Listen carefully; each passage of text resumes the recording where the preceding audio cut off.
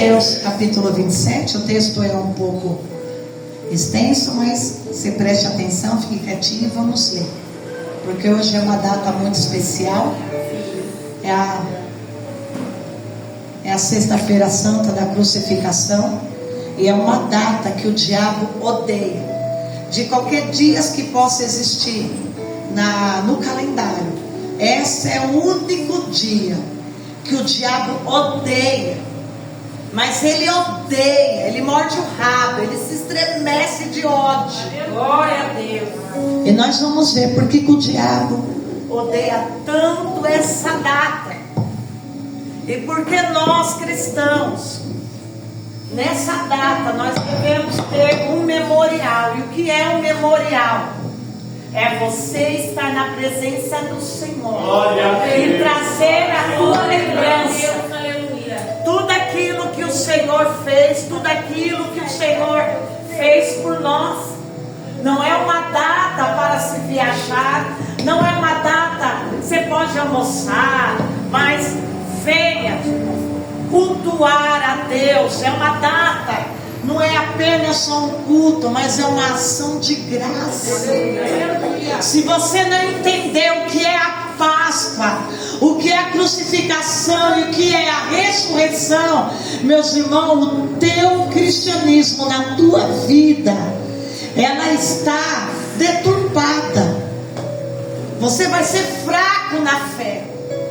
Mas se você entender o significado da crucificação, da Páscoa, da ressurreição de Cristo, você vai ter uma fé tão forte, uma fé tão viva, que o diabo vai fugir de você a quilômetros. Aleluia.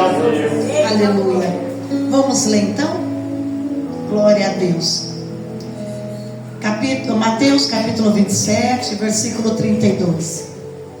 Ao saírem, encontraram um homem de Cirene, chamado Simão, e forçaram a carregar a cruz. Chegaram a um lugar chamado Gólgota, que quer dizer lugar da caveira, e lhe deram para beber vinho misturado com vinagre. Algumas Bíblias vai ter a palavra fel, mas não é vinho, tá? É um vinagre mesmo. Mas ele, depois de prová-lo, recusou-se a beber. Você vai entender essa palavra. Pode se assentar, eu acho que eu vou explicando versículo por versículo. Nós faz a leitura e eu vou explicando para você entender melhor, tá bom? Porque hoje eu deixei este culto, meus irmãos, para poder dar uma aula bem profética para o nosso coração. Então vamos fazer a leitura. Alguém pode fazer, quem estiver aí sentado. Ninguém se importa, eu leio. Vamos lá. Ao saírem, encontraram um homem de Cirene chamado Simão, e o forçaram a carregar a cruz. Guarda esse nome, Simão. Chegaram a um lugar chamado Gólgota, que quer dizer lugar da caveira, e lhe deram para beber vinho misturado com fel. Mas ele, depois de prová-lo, recusou-se a beber. Depois de o crucificarem, dividiram as roupas dele, tirando sortes, e sentando-se, vigiavam-no ali. Por cima de sua cabeça colocaram por escrito a acusação feita contra ele. É uma acusação, vai vendo? Este é Jesus, o Rei dos Judeus. 2 ladrões foram crucificados com ele, um à sua direita e outro à sua esquerda.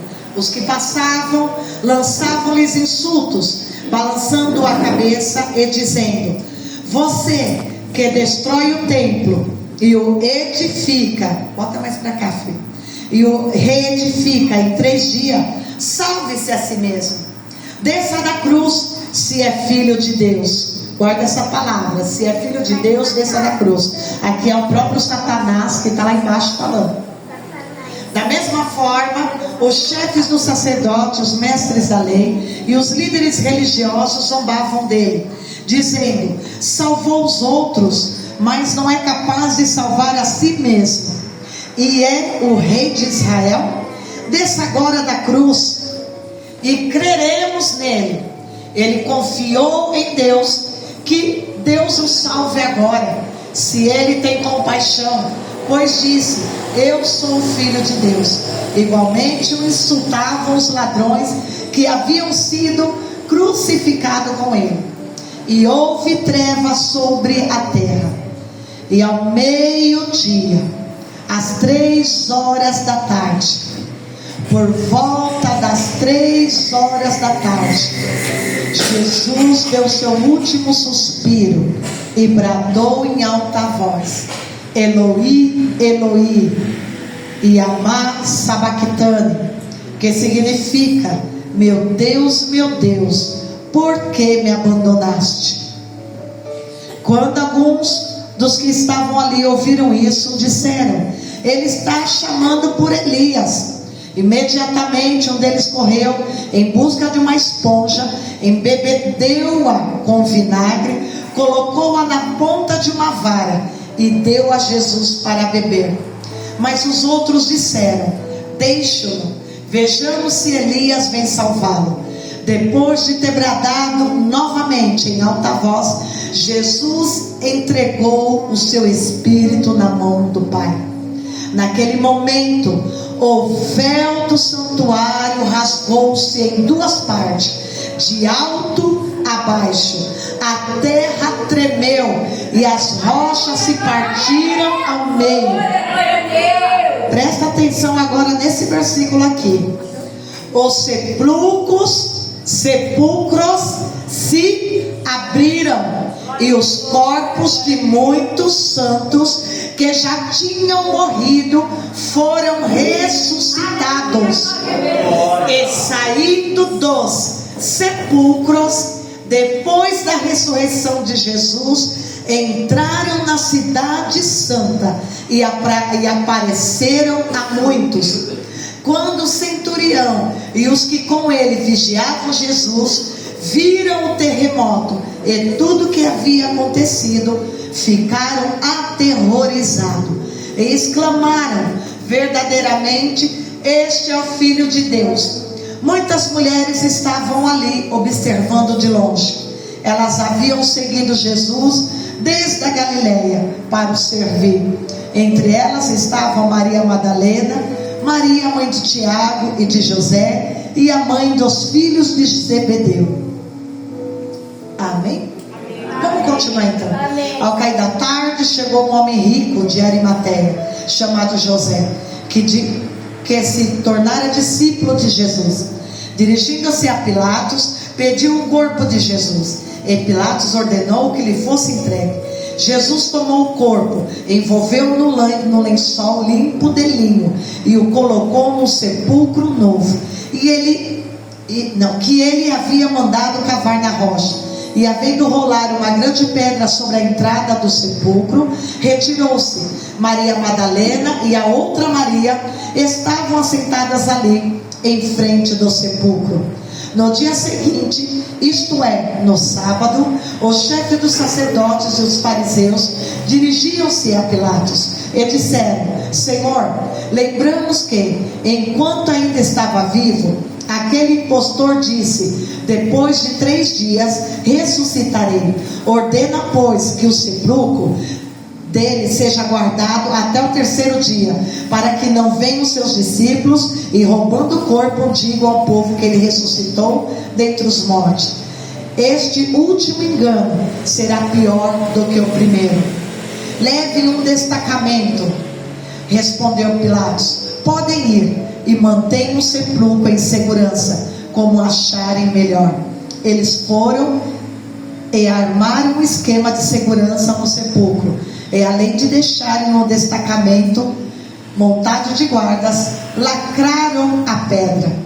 Depois do sábado, tendo começado o 1º dia da semana, Maria Madalena e outra Maria foram ver o sepulcro, e eis que sobreveio um grande terremoto, pois o anjo do Senhor desceu dos céus, e chegando ao sepulcro, rolou a pedra da entrada e assentou-se sobre ela. Sua aparência era como um relâmpago, e suas vestes eram brancas como a neve.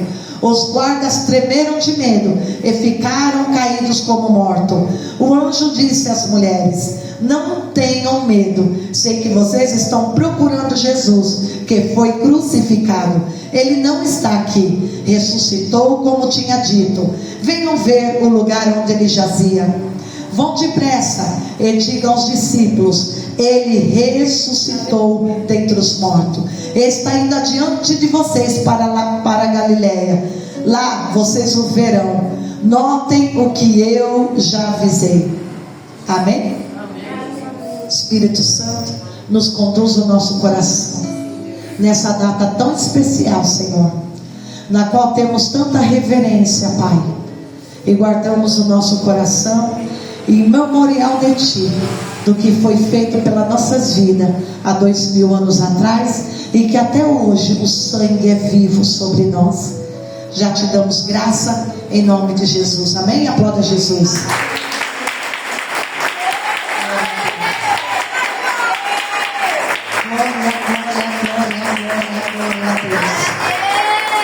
Deixa a sua Bíblia aberta e vamos acompanhar então. Então nós estamos vendo que desde quinta-feira, que foi o dia de ontem, as coisas estavam acontecendo. Jesus já estava debaixo de um decreto, Jesus já estava debaixo de uma sentença. E a sentença já aconteceu ontem, quinta-feira. Há 2000 anos atrás, numa quinta-feira, Jesus foi totalmente espancado, flagelado a noite toda, o dia todo. E agora chegamos na sexta-feira. A sentença já havia dado. Vocês já viram por diversos filmes, vocês já viram de diversas formas e maneiras de filmes, e é mais ou menos aquilo que você viu, né? Levam Jesus, os principais, os líderes da sinagoga levam Jesus para Pilatos, e Pilatos não quer julgar Jesus, faz algumas perguntas e ele vê que Jesus não tem nenhuma acusação, porque para os romanos crucificar alguém precisava de uma acusação. Desta acusação virava um julgamento, e de um julgamento uma sentença, e não tinha nenhuma acusação até nesse momento contra Jesus. Não havia nenhuma sentença. Por mais que os líderes da sinagoga da época eles procuravam acusar Jesus, não tinha nenhum fundamento. Para os romanos, acusar alguém tinha lei romana, tinha lei em vigor, já existia naquela época o tribunal romano, já existia os legisladores, já existia a magistratura, já existiam juízes, já existiam naquela época. Então, para se condenar alguém para os romanos, então tinha que ter todo um processo, igual nos dias de hoje. Para que alguém seja acusado, vai ter todo um processo, todo um trâmite, até ter o veredito, sim ou não? Era igualzinho naquela época. Porém, os líderes das sinagogas, que era Caifás, que eram vários líderes ali, que eram judeus, eles queriam acusar Jesus como? Aonde que eles queriam acusar Jesus? Era através dos milagres? Não, porque todos eles sabiam que todo profeta vindo de Deus fazia milagres. É por isso que você vai ver na história de Jesus, muitos chamando Jesus de profeta. Exemplo, a mulher samaritana, ela na conversa com Jesus, Jesus fala para ela, você tem 6 maridos, vá lá, chame o teu marido, né? Daí ela fala para Jesus, eu não tenho marido. Jesus, você não tem, você teve 5 até agora, e o que você está agora não é teu marido, né? E ela então, ela olha para Jesus e fala, vejo que tu és profeta. Então, em toda a passagem de Jesus na terra, nós vamos ver as pessoas chamando ele de Rabi, que é mestre, e depois profeta. Por quê? Porque só pode ser mestre se é profeta, e só pode ser profeta se é mestre. É uma interligação de palavra. Então você vai ver ele sempre falando, chamando Jesus de Rabi, pelos ensinamentos de Jesus e por Jesus conhecer toda a Torá. Lembre-se, o Novo Testamento não existia na época, foi escrito bem depois pelos apóstolos. Então Jesus, ele cresceu e ele foi ensinado no Pentateuco. E o que é o Pentateuco? Os 5 primeiros livros da Bíblia, né? E que chamamos de Torá. E fora isso, tem os Salmos, tem os livros dos profetas, reis, né? Tem Samuel, Ezequiel, Isaías, chamado livros dos profetas. Fora os primeiros 5 livros da Bíblia, chamado de Pentateuco, chamado de Torá para os judeus. Tinha também o livro dos profetas, tinha os Salmos, tinha os provérbios. Então havia outros livros também para compor todo o Velho Testamento. Entenderam até aqui?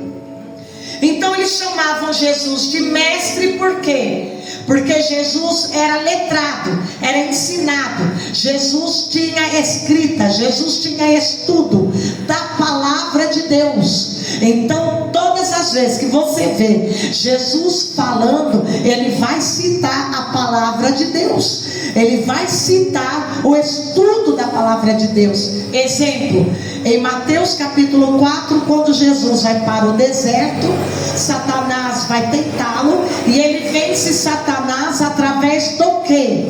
Através da palavra. Satanás vai dizer para ele: se tu está com fome, ordene que essas pedras se tornem em pão.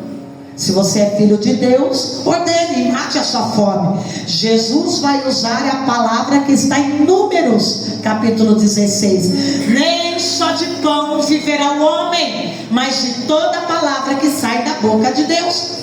Depois Satanás aparece novamente e vai falar para Jesus, leva ele em cima do telhado do templo da época, isso que se chama pináculo, quer dizer o telhado, e de cima do telhado ele fala para Jesus: lança-te daqui, tu és o filho de Deus. O Senhor, olha Satanás falando os Salmos 91. Se tu és o filho de Deus, ele vai dar ordem aos anjos para te pegar na tua mão e te deixar cair. Satanás conhece Bíblia. Olha Satanás citando a Bíblia. Mas Jesus vai citar a palavra que está lá em Deuteronômio capítulo 6. Jesus vai falar para ele: não tentarás o Senhor teu Deus. Depois você vai ver que Satanás fala para Jesus: se tu me adorares, eu vou te dar todo esse reino. Se tu és o filho de Deus, olha, me adora, eu vou te dar todo esse reino. Daí Jesus vai citar novamente Deuteronômio capítulo 6, versículo 8, na qual está dizendo: adorarás somente o teu Deus, e somente a ele servirá e prestará culto, adoração. Então Jesus, ele era conhecedor da palavra, por isso que ele é chamado de mestre. Todas as pessoas naquela época chamadas de mestre são as pessoas estudiosas da palavra, por isso que é chamado de rabi. E todo rabi, conhecedor da palavra, também levava o título de profeta. Então não havia como acusar Jesus. Primeiro, ele conhece palavra, ele é mestre. Rabi também significa autoridade, um líder de conhecimento, um grande professor. Também é chamado de rabi. Então, os líderes da sinagoga, os judeus da época, reconhecem Jesus como uma pessoa de conhecimento e de profeta. Então, não tinha como pegar Jesus. Então, há uma passagem que diz que quando eles pegam uma mulher em adultério e eles jogam na frente de Jesus e falam: o que é que diz a lei? Nós vamos apedrejá-la que foi pega em adultério, ou o que nós vamos fazer com ela? O que você diz? Eles estavam testando o conhecimento de Jesus. E Jesus não responde às pegadinhas deles. Mas Jesus fala: quem não tem pecado, que atire a primeira pedra. Isso vai alvoroçando a alma deles. Não tinha como pegar Jesus, porque era o Filho de Deus. Ele é santo, ele é cheio da sabedoria, do conhecimento. Então agora eles já fazem a acusação. E qual é o fundamento da acusação? Você precisa saber disso. O fundamento da acusação para crucificar Jesus é porque Jesus disse: eu tenho um Pai. Aleluia, glória a Deus. Jesus estava falando: eu sou filho, eu tenho um Pai. Olha a importância de chamar Deus de Pai. Glória a Deus. E nenhum judeu na época e nem na Torá poderia chamar Deus de Pai. Não aparece a palavra Pai para Deus no Velho Testamento, mas vai aparecer subentendido para você entender em oculto, quando Deus fala lá em Isaías: chamei meu filhinho Jacó, que é Israel. Numa palavra de paternidade, numa expressão de paternidade. É a primeira vez que Deus se revela ali como Pai para o povo de Israel. Mas é através de Jesus. Então os judeus, eles tinham tanto temor que eles não falavam nem Deus, eles falavam Senhor.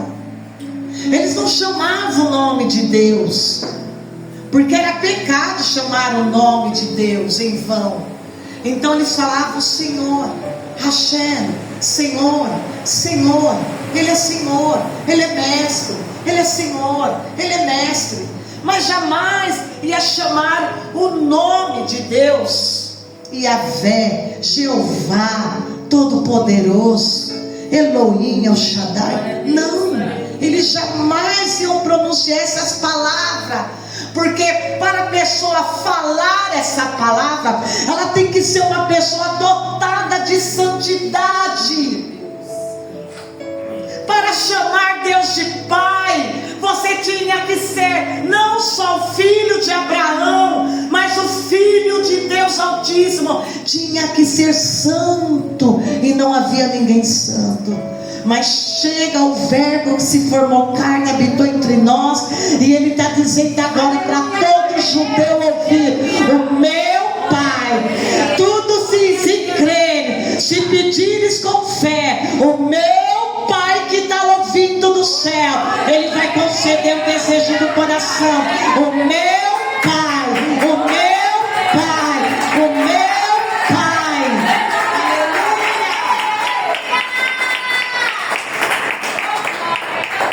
Este é o fundamento da acusação. Nenhum judeu poderia chamar Deus de Pai.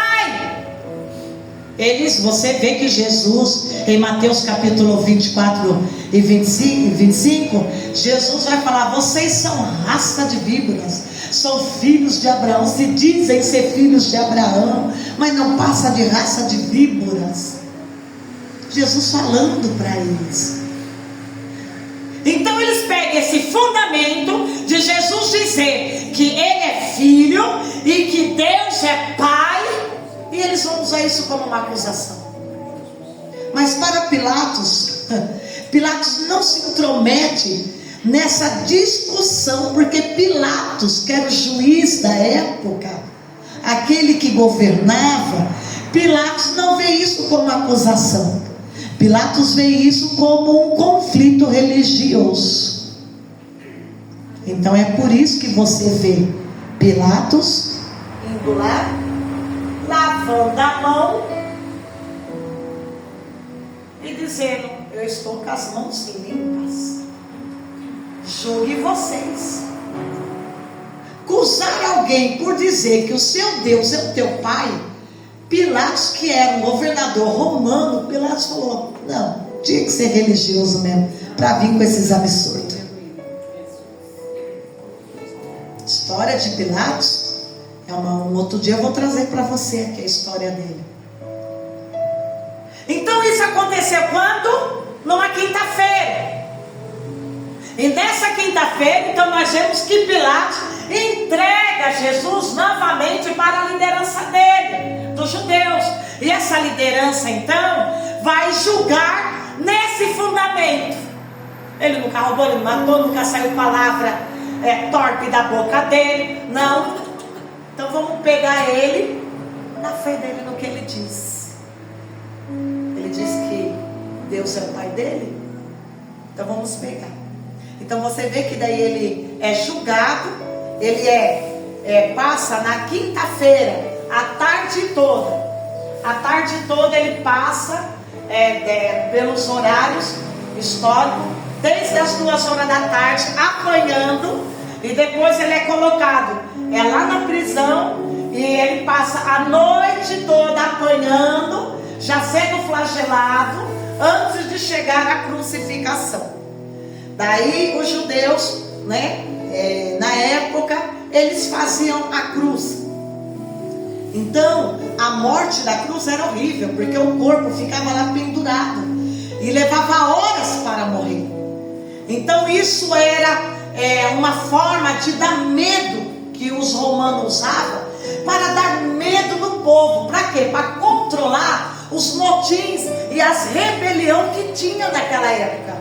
Então os governadores usavam dessa cruz para botar medo. Olha, se você se levantar contra o governo, se você se levantar contra as leis, olha o que vai acontecer com você.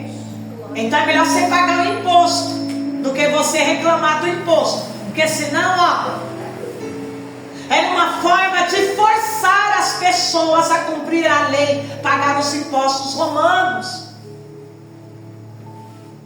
E o que vai acontecer? Pilatos, época de Natal, era comum, havia, na semana de Pentecostes, semana de festa, soltaram um prisioneiro ou vários prisioneiros e prender alguns, levar à morte, sentença de crucificação na época da Páscoa. Isso era feito lá em Roma, isso era feito ali na Judeia, porque era governado pelos romanos. E o que vai acontecer então?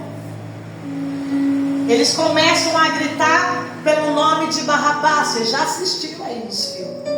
E quem era Barrabás? Era um judeu revoltado com os impostos, as prisões ilegais de Roma. E é por isso que ele está lá preso. Era um revoltado, ele vivia fazendo motim, ele vivia fazendo revoltas. Então Pilatos e outros governadores que governavam a Judéia e as regiões, eles tinham que conter. Irmãos, ali era guerra todo dia, era motim todo dia, era briga todo dia. Nesse período aqui, ninguém aguentava os impostos de Roma. Se você atravessasse a rua, quisesse andar naquela calçada, você tinha que pagar um certo imposto. Se você andasse nessa calçada, era um outro valor de um outro imposto. Se você fosse beber água naquele lado, tinha imposto. E se você fosse beber água lá na bica do rio, tinha um outro tipo de imposto. Imposto sobre o pão, imposto sobre a roupa, imposto de tudo. E lembre-se, a Roma, e como aqui, Roma cresceu, se fortaleceu e virou na época o que era. Por quê? Por causa de imposto e de muitos escravos. Não é muito diferente não, né? Brasil é um dos países que mais cobra imposto, né? Então, vai ver a história. Você precisa entrar na história para você entender o que aconteceu. Daí vai vendo. Então eles acusam Jesus. Na quinta-feira ele passa a tarde toda sendo flagelado, a noite toda. E quando chega agora de manhã, eles vão pegar Jesus. E eles vão pegar uma parte da madeira, não era as duas madeiras igual a gente faz aqui. Naquela época se levava uma parte só da madeira, a parte que onde vai ficar os braços estirados, que era a parte que mais pesava. a outra parte, onde o corpo fica de pé, já ficava lá nos lugares, essa parte dessa madeira. Mas essa madeira aqui é uma das madeiras mais pesadas que tinha. Então, para vergonha, para vexame daquele que foi acusado e sentenciado, ele ia andar pela cidade carregando aquela madeira muito pesada. Machucava, fora que ele já estava todo flagelado, porque apanhava dos soldados romanos que eram brutais. Eles carregavam aquela parte daquela madeira pela cidade, e não poderia se crucificar dentro da cidade, teria que se crucificar fora da cidade. Escuta, agora nós entramos no texto. Nós vemos aqui então que Jesus foi acusado, e Jesus agora está andando com aquele pedaço de madeira enorme pela cidade. E nós chegamos agora aqui no texto, e Jesus está andando, todo machucado, todo sangrando, está andando por toda a cidade. Colocaram uma cruz nesse exato momento, uma cruz de espinhos, e não é um espinho pequenininho não, é espinhão. Aqueles espinhos entraram e bateram com uma vara na cabeça de Jesus, uma madeira. A gente para a nossa tradição nós falamos vara, mas é uma madeira. Bateram na cabeça dele com aquela vara, e aquela cruz que fizeram com aquele espinho encravou nos crânios de Jesus. Jesus já apanhou a noite toda.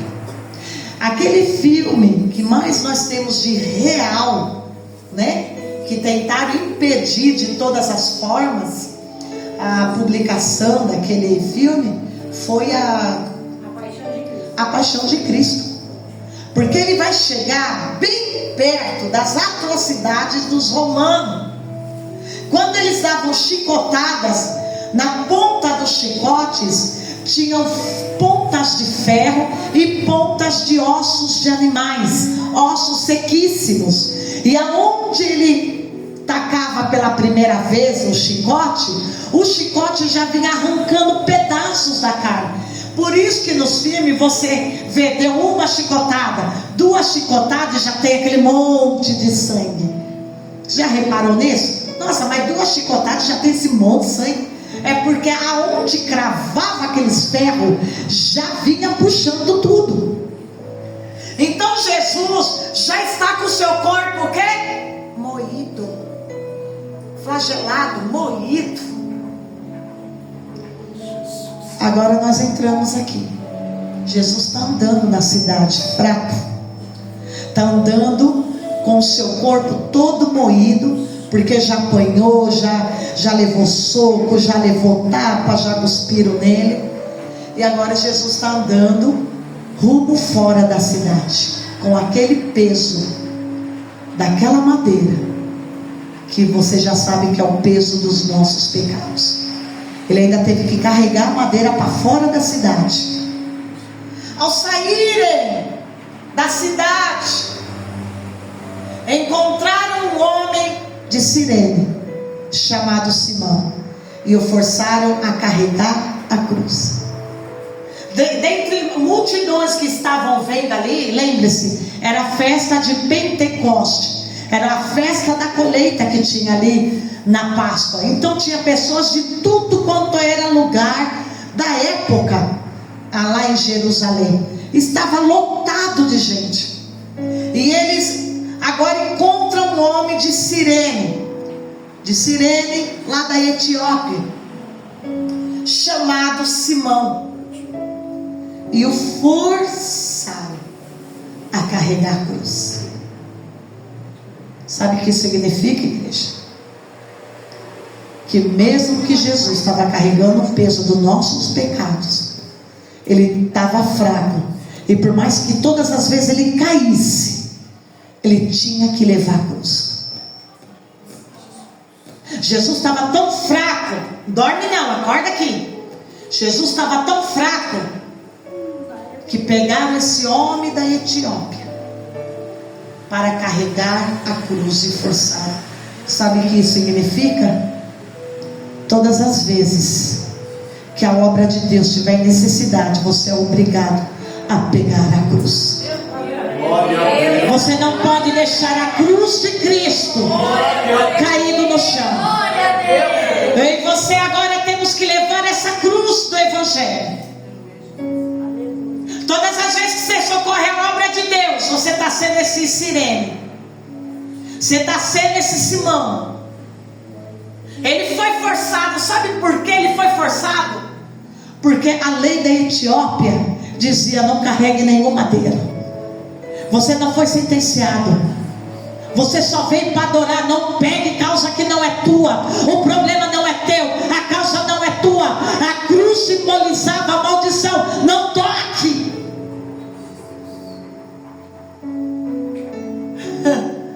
Então forçaram.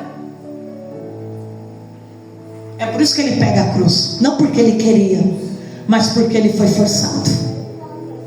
Ele ajudou Jesus, não porque ele queria, igual você vê lá no filme. Parece que ele está com dó, deixa lá. A lei da onde ele era não permitia. É por isso que forçaram ele. E ele pega aquela cruz e ele vai agora até o final e leva até no lugar do Gólgota, junto com Jesus. Muitas vezes você não quer pegar na obra. Muitas vezes você não quer fazer a obra. Muitas vezes você não quer colocar a mão na obra. Muitas vezes você quer parar, desistir por causa de mimimi, por causa da tua natureza. Não deixa a cruz de lado. A cruz é para você, é para mim, é para todos. Carrega a tua cruz e carrega a cruz de Cristo até o fim. Da vossa boca.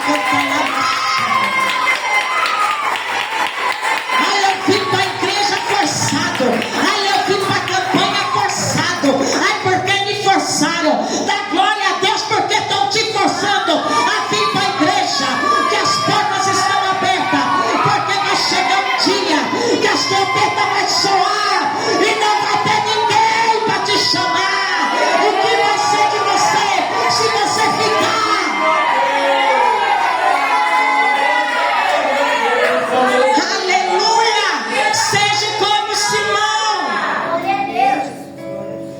Simão quebrou o protocolo do país dele, mas segurou a cruz. Simão estava com risco de vida quando ele chegasse lá em Cirene, na Etiópia, mas ele segurou a cruz, mesmo forçado, mas foi com a cruz. Não importa quem forçou, o importante é que ele foi.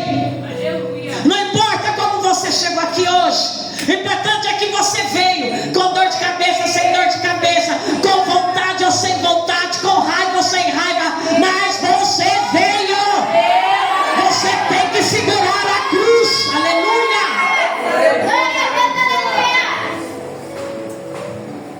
Segurar a cruz é socorrer a obra.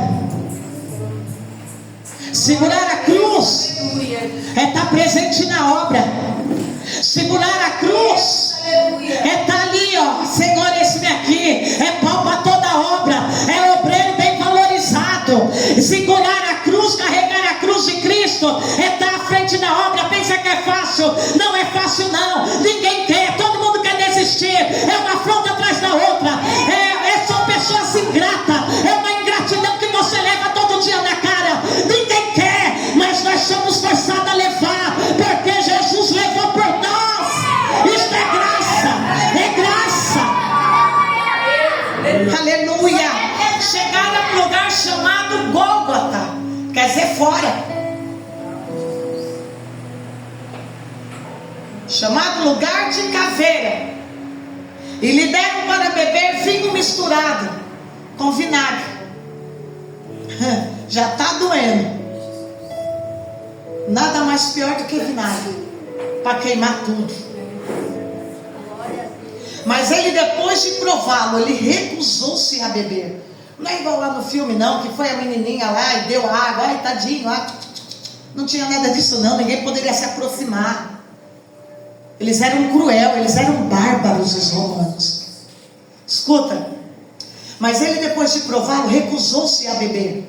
Depois de o crucificarem, dividiram as suas roupas, isso foi antes. Dividiram as suas roupas, tirando sortes. Por que dividiram as roupas de Jesus? Porque Jesus não andava igual escravo, não andava igual remelento. Jesus era cuidado na obra que ele fazia. A Bíblia vai dizer que as mulheres davam suas fazendas, davam tudo, davam comida, elas semeavam no ministério de Jesus, elas cuidavam de Jesus, desde a cabeça às plantas dos pés. E você não quer cuidar da tua bispa, você não quer cuidar da tua pastora, acha que a gente é um nada, acha que nós só merece resto, não merece nada.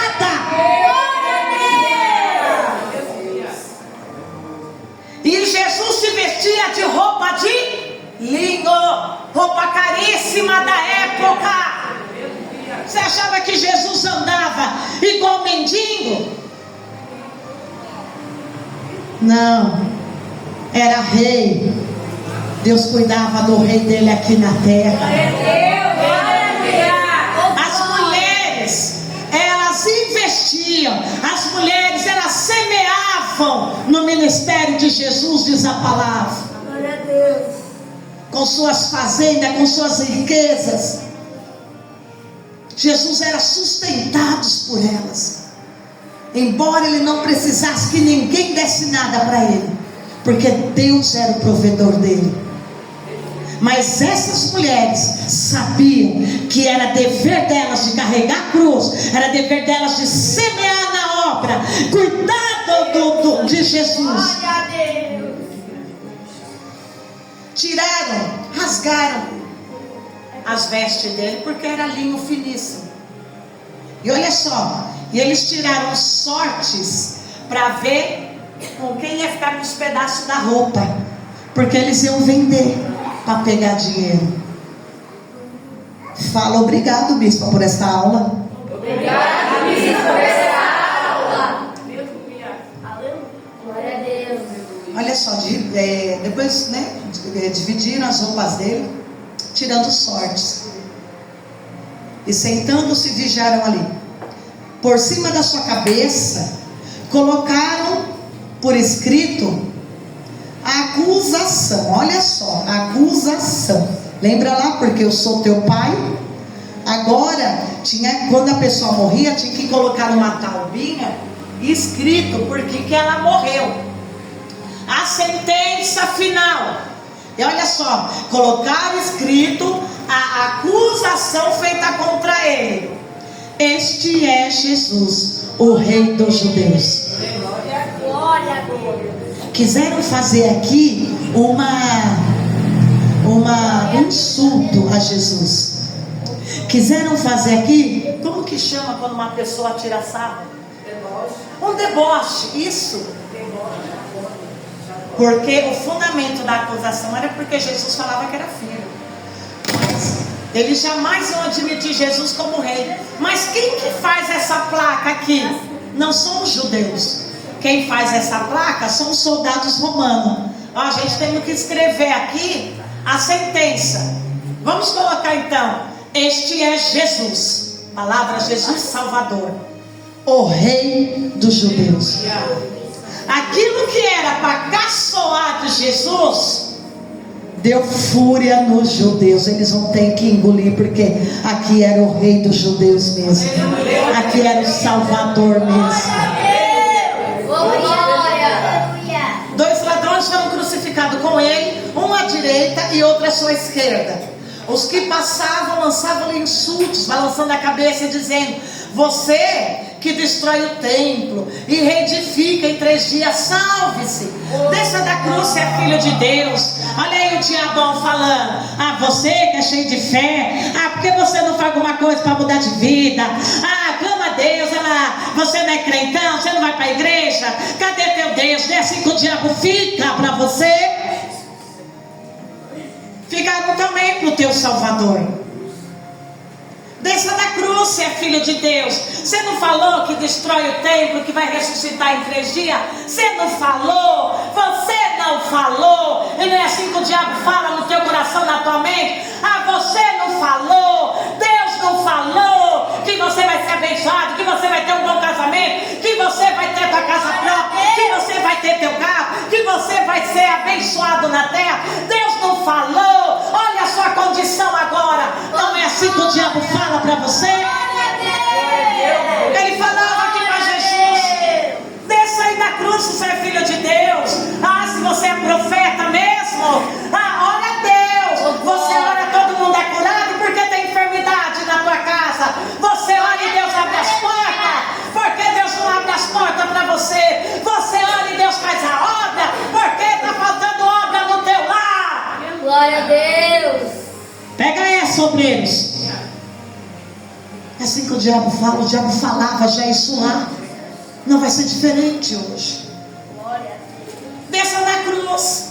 Olha agora, para afrontar mais. A coisa já está ruim, está difícil. Pior não pode ficar. E é rei para salvar a si mesmo. Agora, olha só o que ele mais fala, hein? Da mesma forma, o chefe dos sacerdotes, os mestres da lei, os líderes religiosos zombavam dele. Sabe quem sempre vai zombar de você? É o religioso. Sabe quem sempre vai duvidar de você? É o religioso. Porque religioso não vive de fé em fé, de vitória em vitória, do extraordinário. O religioso, ele vive de formalidades. Religioso, ele vive de tradições, de costume. Ele vive de formalidades. Ele só sabe vestir o terno, a gravata, falar grosso, mas ele não sabe nada. O que é poder de Deus? O que é poder do Evangelho? O que é libertação? O que é salvação? Não, o religioso não sabe. Religioso não vive. Religioso nem língua fala. Religioso nem batismo com o Espírito Santo tem. Porque é religioso. Ele é incrédulo e religioso. Daí quando ele vê você, nossa, eu tive uma experiência com Deus, ele já vai querer te criticar. Imagina, eu tantos anos na igreja, nunca vi você que chegou agora e vai ver o anjo descer do céu. É porque você tem um coração tão puro, tem um coração tão desejoso de Deus, que você vai ver mesmo. Mas o religioso não. Ele sabe a Bíblia até decorado, mas ele não vive a palavra não faz efeito. Não acontece nada na vida do religioso. É a praga. Já existiam essas pragas na época de Jesus, e no nosso tempo é o que mais existe. Vamos lá. Os religiosos zombavam dele. É o religioso que vai zombar de você. Ah lá, indo pro monte. Ah lá, olha buscando, olha falando em língua. Olha só dançando, olha só pulando a presença de Deus. Olha dançando, pode dançar. É o religioso. Religioso é a praga da lavoura. E olha lá, o religioso zombava dele, dizendo: salvou os outros, mas não é capaz de salvar a si mesmo. Olha lá, salvou os outros, mas não é capaz. É o religioso que vai te acusar, é o religioso que vai te criticar, é o religioso que vai apontar você. Olha lá, faz a obra para os outros, mas dentro de casa está toda bagunça. Olha lá, ajuda os outros, mas não ajuda os filhos dentro de casa, não ajuda o marido. Olha lá, sempre está pronto para fazer para os outros, mas a casa é uma bagunça, é uma desordem, não faz nada para a família.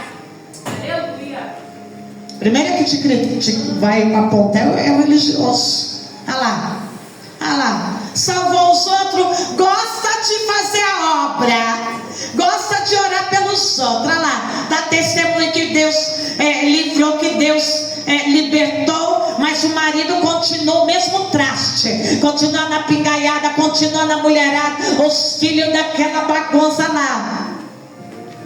Faz a obra lá fora, mas a família dentro de casa. É assim mesmo, quem vai te criticar é os religiosos. Mas não liga para criticar não. Faz a obra, porque você tem que carregar a cruz. Você tem que levar o evangelho. Quem faz a obra é Deus. Aleluia. Agora olha o que o religioso vai dizer. Olha. É um negócio que até dói a nossa alma. Desça agora da cruz e creremos nele. Religioso não crê em nada, igreja. Você pode plantar bananeira, o religioso vai falar: não, faz desse jeito, vamos ver. Se acontecer eu vou crer, hein? Se acontecer eu vou crer, hein? Ó, se Deus abrir a porta, me dá aquele negócio lá, daí eu vou crer. Você dizimite, você é ofertante. Olha, se isso acontecer eu vou fazer, hein? Olha, eu vou arrumar minha vida se isso acontecer. Isso é religiosidade. Vai arrumar a vida nada, vai ser fiel a Deus nada. Já nunca foi fiel, vai ser fiel a Deus. Quando Deus abrir uma grande porta, vai ser nada. Porque fidelidade, isso faz parte da adoração. Quem é fiel a Deus é fiel. Nem vamos crer nele, vai crer nada. É o religioso, ele sempre vai querer te afrontar. Ele confiou em Deus. Que Deus nos salve agora. Se dele tem, olha só, é forte, hein? Que Deus nos salve agora, se dele tem compaixão, pois disse: sou o Filho de Deus. Igualmente insultava os ladrões que haviam sido crucificados com ele. Olha lá, se é que Deus vai ter compaixão dele, porque ele disse: sou o Filho de Deus. Quanto insulto, quanta dor, já o corpo doendo, já a coroa de espinho, né? Os cravos nas mãos, os cravos nos pés, e ainda insultos não paravam. E fora desses insultos, desafiavam a fé dele, quem ele era. Muitas vezes vão fazer isso com você, vão te insultar e vão desafiar a tua fé, mas você não tem que provar nada para ninguém, porque você sabe aquele que te comprou com sangue, quem você é em Jesus Cristo. Você não precisa provar nada para ninguém, você sabe quem você é em Deus. Fala glória a Deus. Aleluia. E houve trevas sobre toda a terra. E ao meio-dia, isso agora na sexta, e ao meio-dia, do meio-dia às 3 horas da tarde. Então, quando deu meio-dia até 3 horas da tarde, a terra se escureceu. Entenda, igreja, não é uma escuridão que nem as pessoas acham: o sol foi tampado e teve aquele negócio lá do sol, eclipse. Não é disso. A Bíblia não está falando de um eclipse solar, como a gente vemos que alguns filmes, alguns vídeos querem mostrar para nós. Não. A Bíblia está falando bem clara que houve trevas sobre a terra. E não foi só no local de Jerusalém da crucificação, foi no mundo inteiro. O mundo inteiro escureceu por 3 horas. Essa escuridão aqui, os estudiosos vão dizer que vai chegar perto. Lembra lá das pragas no Egito? Teve uma praga que foi trevas, lembra? Teve uma, não sei se é a 4ª praga ou a 5ª.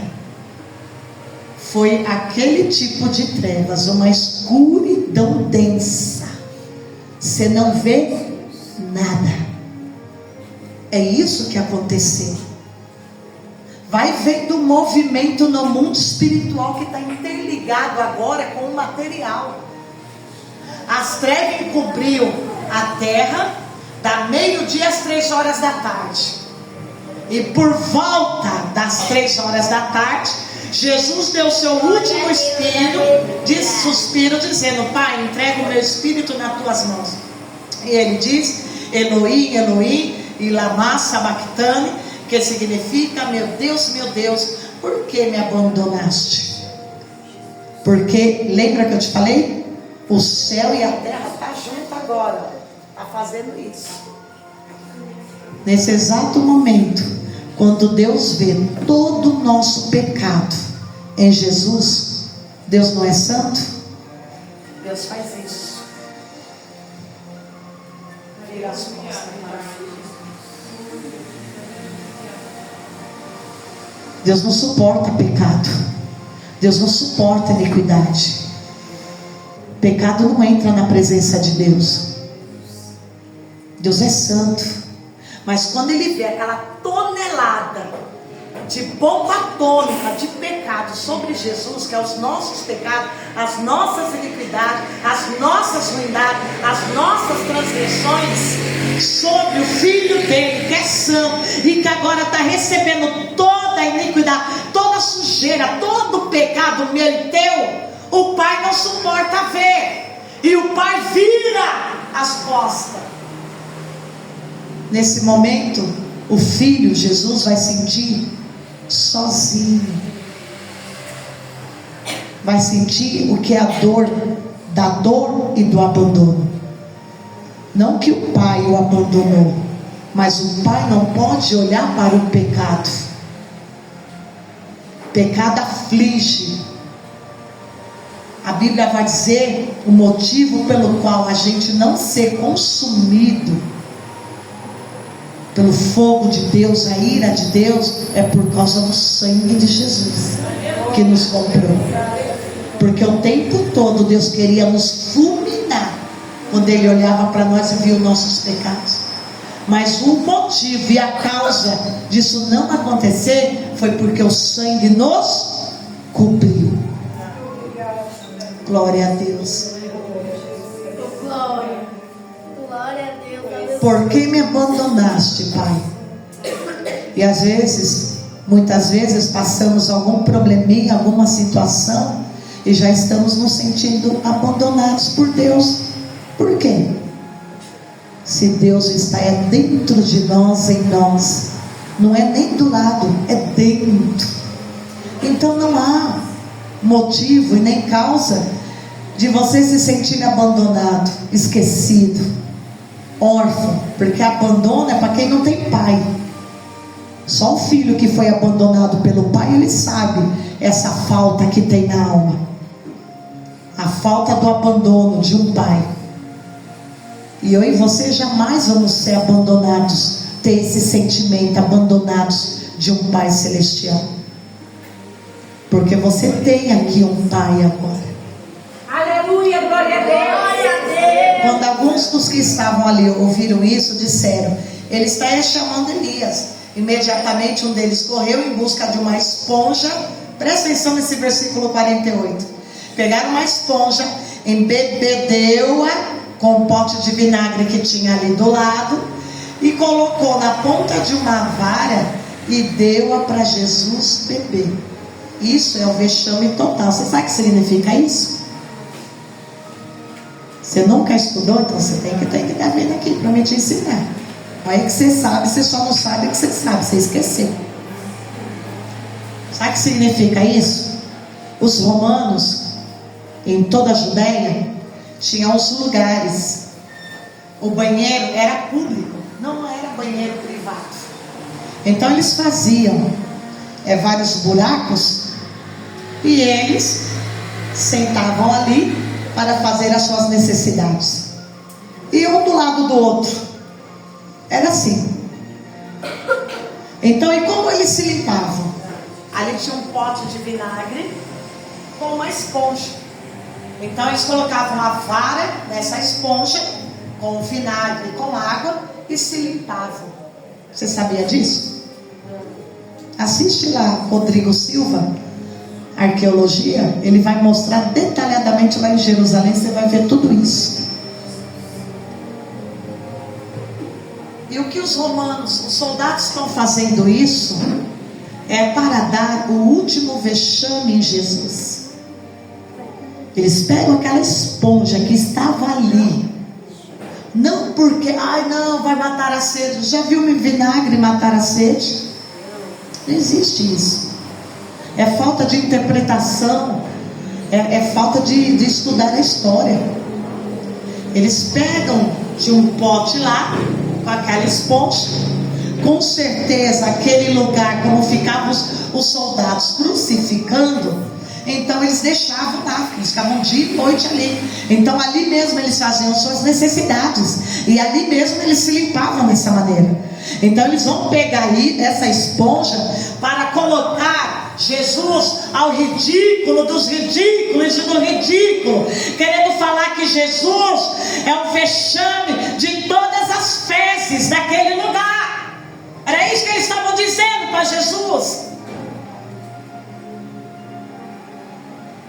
E é por isso que eles pegam aquela esponja lá, que provavelmente já foi usado por algum daqueles soldados, aquelas pessoas, e eles querem colocar na boca de Jesus. Eu vou traduzir mais um pouquinho para você. Sabe que os soldados romanos estão dizendo? Da boca só sai merda. Bem na realidade para você.